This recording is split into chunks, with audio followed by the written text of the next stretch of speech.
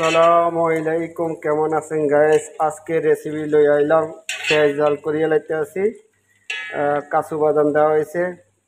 এটা আপনার বিরিয়ানি বানাইতে আছি, বিরিয়ানি আদি সুন্দর একটা বিরিয়ানি বানাবো ইনশাল্লাহ। আপনারা পাশে থাকুন, দেখতে থাকুন।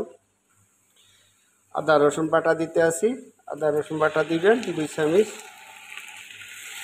দেওয়ার পরে লাই দিবেন। আদা রসুন সাথে দিলে তারপরে আপনি গরম মশলাগুলো দিবেন। এখানে হলদি আছে, লাল মরিচ আছে, গরম মশলা আছে, আপনার মিক্স মশলা, বিজার, লবণ, এগুলা দিবেন। দেওয়ার পরে এগুলারে লাই দিবেন।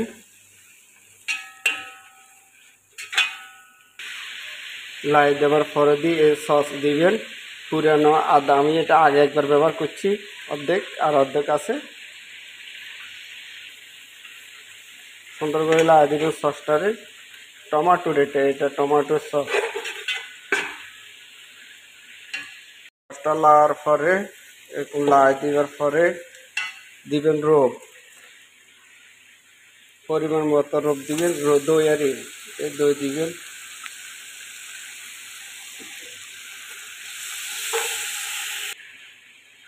দেখছেন সুন্দর একটা কালার আছে। এখন টমেটোগুলো দিয়ে দিব।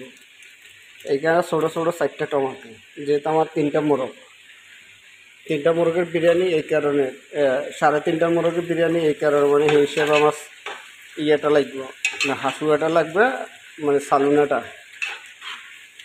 বুঝলেন? এটা সাইলের সাথে মিক্সড হবে তো। হাই গাইস, আমাদের এখন মোরগটা দিয়ে দিব। তরকারির মধ্যে মোরগটা দিয়ে দিব, বসাই দিব। মোরগটা ফ্রাই করা শেষ, ফ্রাই করে লইছি মোরগটারে।